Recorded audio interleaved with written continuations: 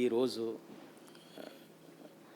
మాకు ఈ అవకాశం ఇచ్చిన మాజీ ముఖ్యమంత్రి వర్యులు జగనన్న, అట్లాగే మాకు అప్సడా అనేది ఒక జీవామృతం లాగా ఒక బోర్డు కాన్స్టిట్యూట్ చేసి అందులో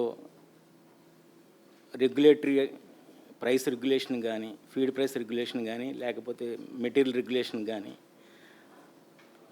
ఒక ముఖ్యమంత్రి సమక్షంలో జరగాలనే నిబంధనలు తీసుకొచ్చి మాకు ఎంతో మేలు చేసిన మీకు ఒకసారి ఈ 2 సంవత్సరాల నుంచి మేము పడుతున్న కష్టం ఏంటన్నది ఒకసారి మీ నోటీసుకు తీసుకురావాలని చెప్పి ఉద్దేశంతో ఇవాళ ఇక్కడికి రావటం జరిగిందన్న. ఈరోజు మా రైతులందరి సమక్షంలో కూడా ఆందోళన ఏంటంటే అన్న, ఇప్పుడు గవర్నమెంట్ రెగ్యులేషన్స్ని బైపాస్ చేసి ఫీడ్ రేట్లు పెంచటం అన్న, వీళ్ళు ఏదైతే చేస్తున్నారో అది ఒక ఇండస్ట్రీ కేటగిరీలో చేయాలి. అంటే వాళ్ళు ఇన్వెంటరీస్ మెయింటైన్ చేసుకోవాలన్నా, ఫీడ్ ఇంగ్రీడియంట్స్ ఏదైతే ప్రైస్ ఫ్లక్చుయేషన్స్ ఉన్నాయంటున్నారో ఆ ప్రైస్ ఫ్లక్చుయేషన్స్ ఇయర్ యావరేజ్ కనుక ప్రైసెస్ తీసుకుంటే అన్న సుమారుగా 66 రూపాయలు వాళ్ళకి ఫీడ్ ప్రైస్ అవుతుందన్న. అంటే ఇవాళ ఫీడ్ ప్రైస్ ఏం చెబుతున్నారంటే అన్న, వాళ్ళు ఫిష్ మీల్ పెరిగిందంటారు. అంటే 2 నెలలు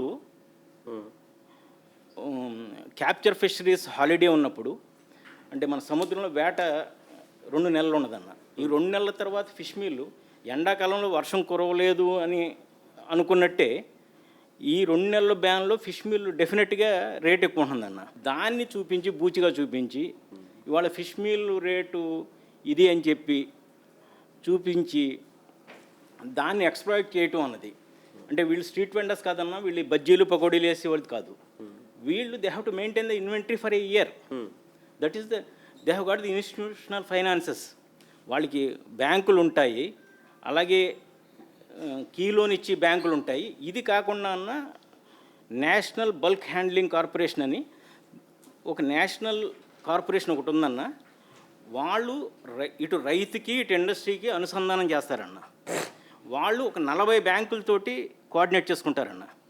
ఆ 40 బ్యాంకులు నేషనల్ బల్క్ ట్రేడింగ్ కార్పొరేషన్ అన్న. ఆ నేషనల్ బల్క్ ట్రేడింగ్ కార్పొరేషను 40 బ్యాంకులతో వర్క్ చేస్తారన్న.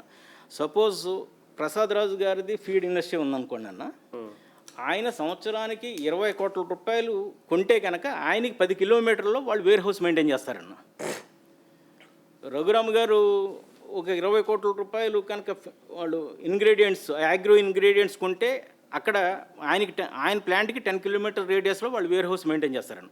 అంటే వీళ్ళు చెప్పిన ప్రసాద్ రాజు గారు కానీ రఘురామ్ గారికి కానీ ఆర్డర్ ఇచ్చిన, అంటే నెక్స్ట్ అంటే ఇవాళ నాకు 20 టన్స్ సోయా కావాలి, లేకపోతే 20 టన్స్ మేజ్ కావాలి, 20 టన్స్ రైస్ బ్రాన్ కావాలంటే ఇవన్నీ కూడా వితిన్ ఫ్యూ అవర్స్ వీళ్ళు ప్లాంట్స్కి యాక్సెస్ అయ్యి ఫెసిలిటీ ఉందన్న.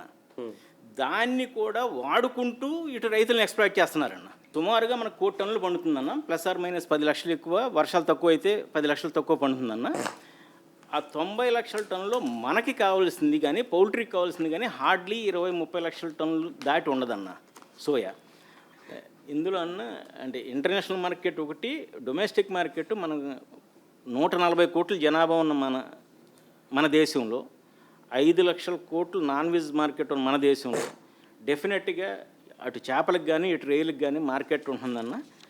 డీటెయిల్డ్గా మీరు ఇంకొకసారి టైం ఇస్తే మేము అందరం వచ్చి కొద్దిగా ప్రజెంటేషన్ ఇస్తామన్నా. థ్యాంక్ యూ అన్న, ఈ అవకాశం ఇచ్చిన మీకు.